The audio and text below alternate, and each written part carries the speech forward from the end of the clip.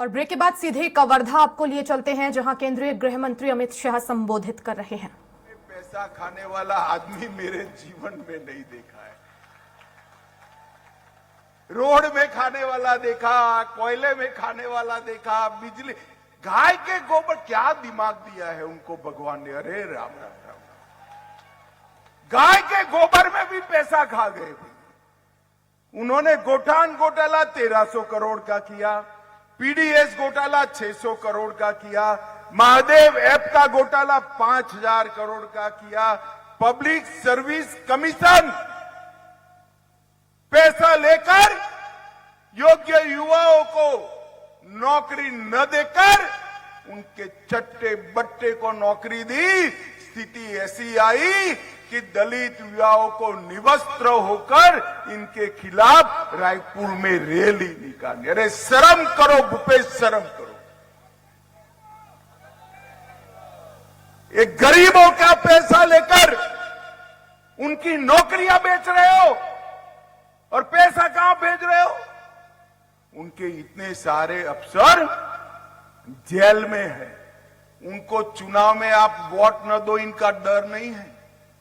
एक माताजी जेल में है, उनको डर है वो माताजी अपना मुंह न खोल दे वरना मेरा नाम बाहर आ जाएगा, इसका डर है। माताओं भाइयों बहनों, कोरोना का शेष में घोटाला किया, डिस्ट्रिक्ट मिनरल फंड के 700 करोड़ जो ट्राइबल क्षेत्र के लिए आए थे उसका घोटाला किया, और कई सारे घोटाले अभी बाहर निकलना भी बाकी है। भूपेश बघेल, मैं आज कह कर जाता हूं, पंडरिया में आपकी उल्टी गिनती शुरू हो चुकी है।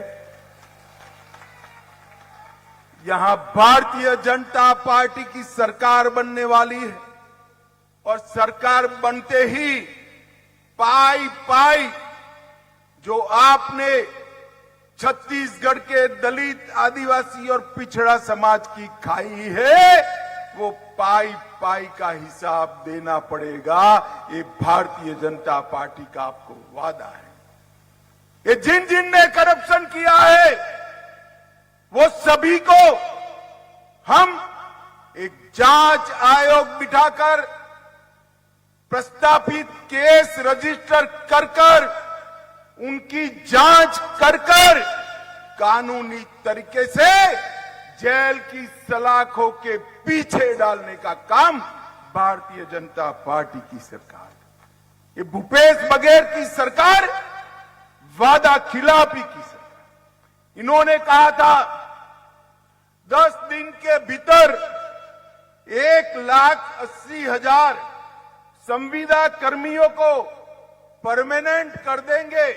मुझे बताओ भैया, हुआ है क्या? जोर से बोलो, हुआ है? महतारी सम्मान योजना, हर महीने 500 रुपया देना है। माताओं, मिलता है क्या? मिलता है। प्रति वर्ष 4 गैस सिलेंडर मुफ्त देने वाले थे, क्या हुआ भाई? मिलता है बहनों? उन्होंने कहा था 50,000 शिक्षकों का भर्ती करेंगे, वो भी नहीं हुआ। राज्य में पूर्ण शराबबंदी करेंगे, वो भी नहीं हुआ। बिजली का बिल आधा करेंगे, वो भी नहीं हुआ। सिंचाई का रकबा 5 साल में 2 गुना करेंगे, वो भी नहीं हुआ। 1000 बेड के नए अस्पताल ट्राइबल क्षेत्र में बनाएंगे, वो भी नहीं हुआ। उन्होंने क्या किया? क्या किया? क्या किया? सिर्फ भ्रष्टाचार नहीं किया, आदिवासियों पर अत्याचार बढ़ गया, नक्सलवाद बढ़ गया, महिलाओं पर अत्याचार बढ़ गया।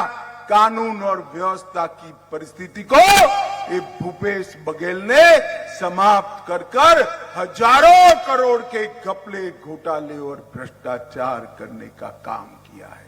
मुझे बताओ भाइयों और बहनों, ये वादा खिलाफी वाली सरकार, ये भ्रष्टाचार करने वाली सरकार, ये गरीबों के दुश्मन कांग्रेस का पंजा, उसको जिता सकते हैं क्या?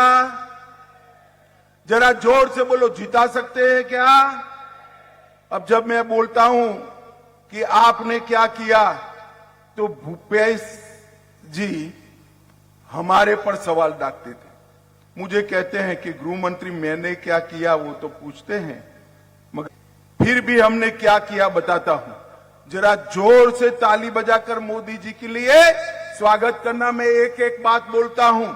40 लाख किसानों को हर साल 6,000 रुपया देकर 7,000 करोड़ रुपया सीधा किसान के बैंक अकाउंट में डाला है। 33 लाख परिवारों को जल जीवन मिशन से घर में नल से जल पहुंचाने का काम ये भारतीय जनता पार्टी ने किया है। 2 करोड़ से ज्यादा लोगों को 5 लाख तक का सारा स्वास्थ्य का खर्चा free of cost Bharatiya Janata party देती है। और 30 लाख से ज्यादा माताओं बहनों को शौचालय बनाकर सम्मान देने का काम ये भारतीय जनता पार्टी ने किया है। 35 लाख से ज्यादा गरीब माताओं को उज्ज्वला का गैस कनेक्शन देने का काम भारतीय जनता पार्टी के नेता हमारे प्रधानमंत्री नरेंद्र मोदी जी ने किया है। 11 लाख गरीबों को मोदी जी ने आवास देने का काम किया है और आईआईटी देने का काम भी किया है। भूपेश बघेल, 10 साल आपकी सरकार थी केंद्र में, सोनिया मनमोहन की सरकार थी। 10 साल में आपने 77,000 करोड़ रुपया, सिर्फ 77,000 करोड़ रुपया छत्तीसगढ़ को दिया था। मोदी जी ने 9 साल में 77,000 करोड़ से बढ़ाकर 3 लाख करोड़ रुपया छत्तीसगढ़ को देने का काम किया। परंतु आपको आपके गांव में कुछ आया है भाई? आया है क्या? कहां गया? कहां गया? कौन खा गया? कौन खा गया? मित्रों, ऐसी सरकार न रखिए जिसके लिए मोदी जी योजनाएं भेजे, पैसा भेजे और बिचौलिए खाकर दिल्ली की तिजोरी में जमा करा दे। हमने नए 2300 मोबाइल टावर बनाए, 33 राजमार्ग योजनाएं 9,000 करोड़ की लाए, 42 एकलव्य स्कूल बनाए, 500 मेगावाट का बिजली का कारखाना डाला, 2 ट्राइब शोरूम चालू किए और 162 करोड़ की लागत से रायपुर हवाई अड्डे का उन्नयन करने का काम भी नरेंद्र मोदी जी करे हैं। भूपेश बघेल, आप हमारा क्या हिसाब मांगते हो? मैं आपको चुनौती देकर जाता हूं, हिम्मत है तो कर लो दोनों हाथ। आपके काम और मोदी जी के काम एक मंच पर खुली चर्चा रख दो, हमारा युवा मोर्चे का कार्यकर्ता आकर खड़ा हो जाएगा। हम चर्चा से नहीं डरते। मित्रों, ये धान के बात करते हैं, धान के किसानों। मैं आज यहां भूपेश बघेल की पोल खोलने आया हूं। ये 61 लाख टन चावल, मतलब 92 लाख मैट्रिक लाख टन धान वो नरेंद्र मोदी जी खरीद रहे। और ये 2700 रुपया जो दे रहे हैं, उसमें से 2200 रुपया सीधा मोदी जी दिल्ली से भेज रहे हैं। 74,000 करोड़ रुपया, कितना? 74,000 करोड़ रुपीस, 74,000 करोड़ रुपया मोदी जी ने दिया है। और इसमें 8-10 हजार करोड़ जोड़कर ध्यान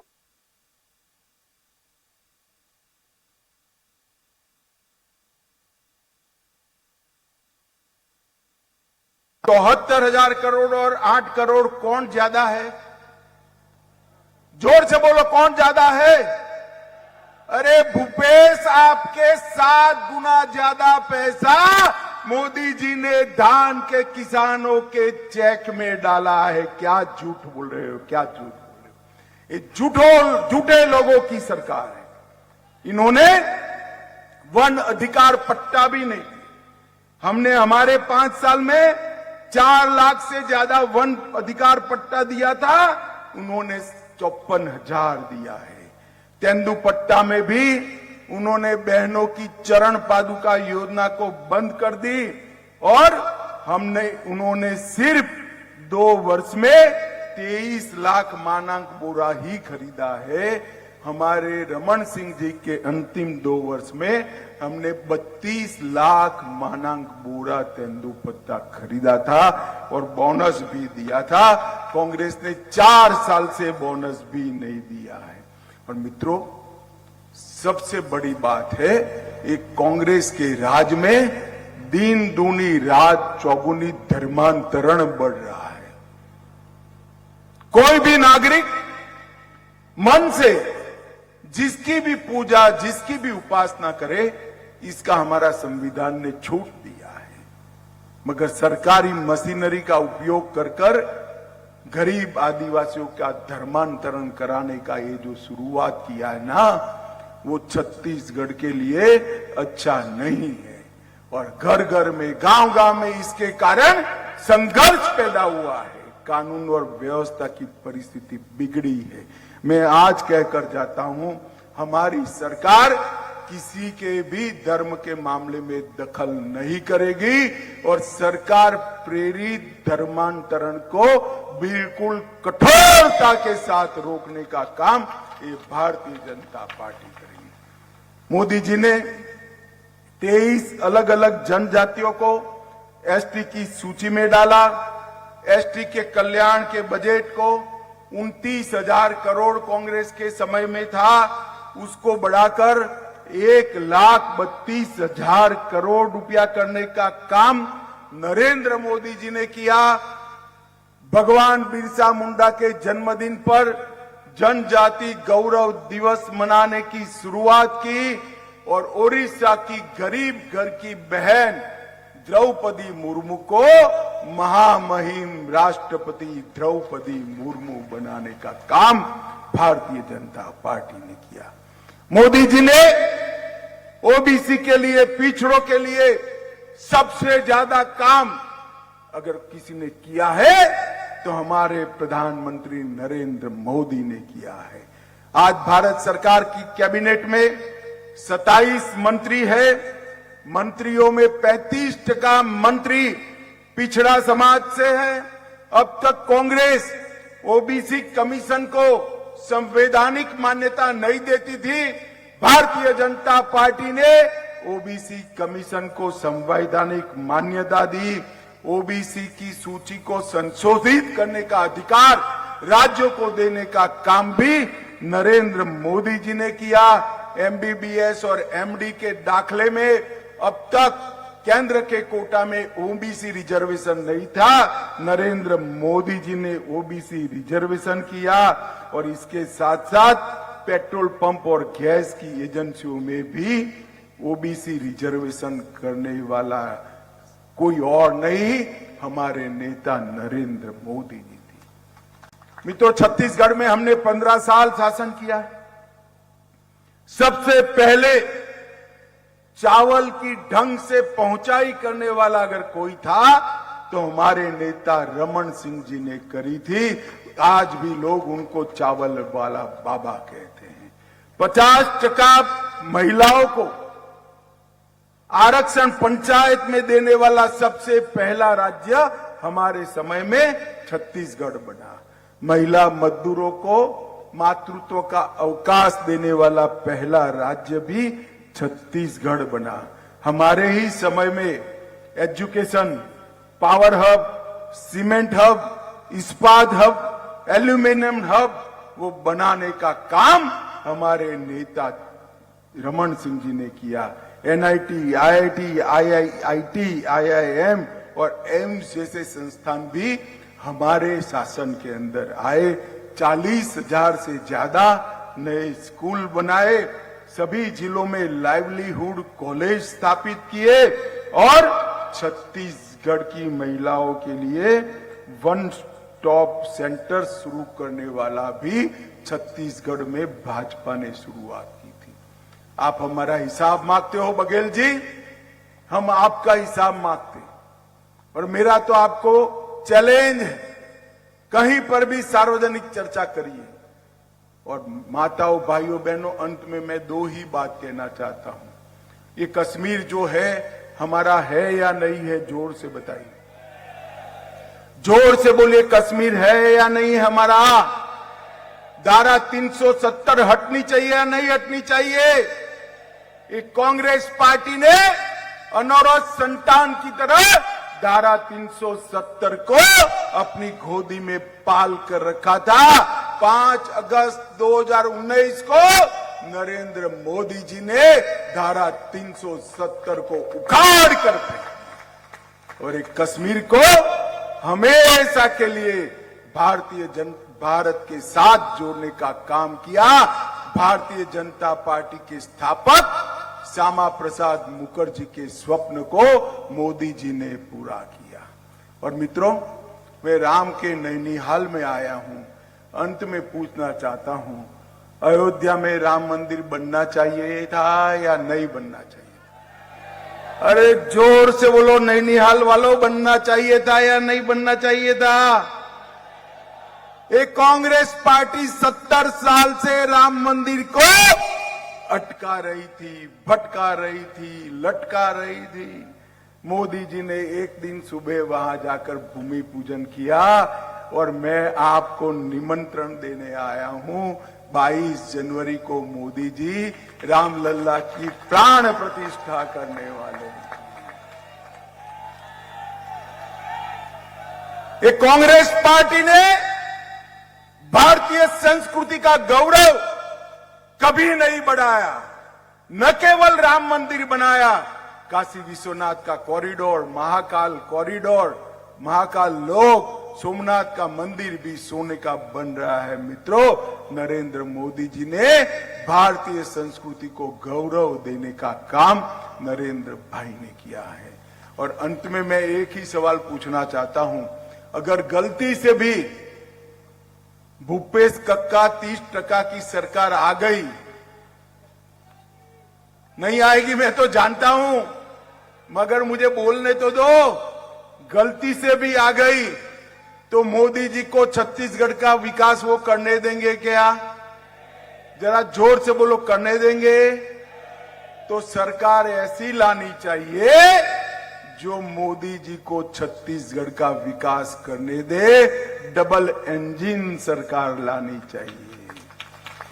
आगे आ जाइए दोनों प्रत्याशी। मुझे बताओ, बहन भावना को और ईश्वर साहू को प्रचंड बहुमत से जिताएंगे क्या? कमल के निशान पर बटन दबाएंगे? भाजपा सरकार बनाएंगे? 24 में मोदी जी को फिर से प्रधानमंत्री बनाएंगे? तो मेरे साथ दोनों हाथ उठाइए, उठाइए दोनों हाथ और प्रचंड आवाज से बोलिए, भारत माता की, भारत माता की, भारत माता की, वंदे वंदे वंदे। बहुत बहुत धन्यवाद पंडरिया वालों का, बहुत बहुत धन्यवाद। जुहार।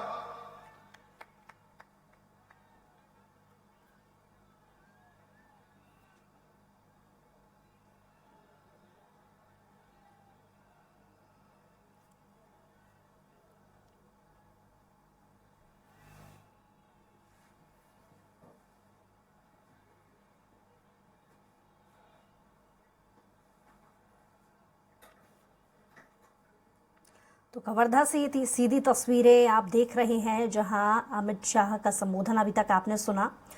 प्रत्याशियों के पक्ष में वोट करने की अपील उन्होंने जनता से की। पंडारिया विधानसभा के रंजीतपुर में महारैली आज की गई और उसके बाद अमित शाह, गृह मंत्री अमित शाह का संबोधन आपने सुना, जिसमें उन्होंने अपनी सरकार की उपलब्धियां गिनाई और कार्यकर्ताओं में जोश भरने का काम भी किया उन्होंने अपने संबोधन से। और साथ ही आम जनता जो इस कार्यक्रम में शामिल हुई, जिन्हें वो अपना संबोधन सुना रहे थे, उनसे अपील उन्होंने की कि भारतीय जनता पार्टी को सरकार में लाएं। ऐसी मन से उन्होंने अपील की।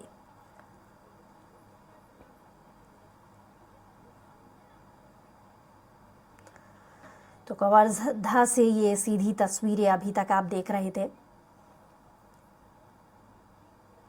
बहुत महत्वपूर्ण बातें उन्होंने अपने संबोधन में जिक्र में लाए।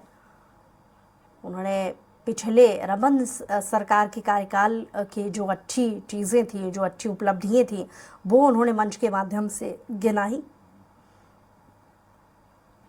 और कवर्धा से जो बीजेपी के प्रत्याशी खड़े हुए हैं उनके लिए जन समर्थन मांगा, वोट देने की अपील उन्होंने मंच के माध्यम से की।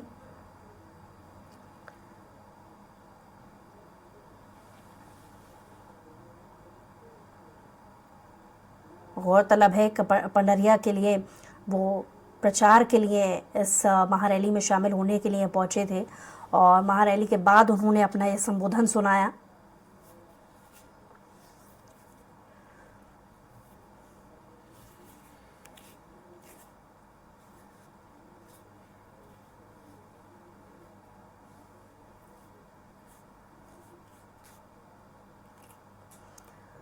तो बार बार जो मंच से अमित शाह के संबोधन में नजर आया वो यही कि उन्होंने रमन सिंह के कार्यकाल की जो अच्छी उपलब्धियां हैं वो गिनाते लगातार वो गए अपने संबोधन में,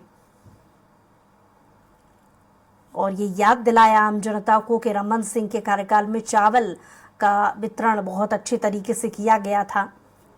सरकार ने विकास के काम किए हैं रमन सिंह के कार्यकाल में, और एक बार फिर से अगर डबल इंजन की सरकार चलेगी अगर, तो उनकी पार्टी क्या क्या चीज़ों पर ध्यान देगी और किस तरीके विकास कार्य करेगी, ये वो मंच से वादा करते हुए, आश्वस्त करते हुए जनता को नजर आए। और बीजेपी से प्रत्याशी भावना बोहरे के समर्थन में उन्होंने वोट मांगे।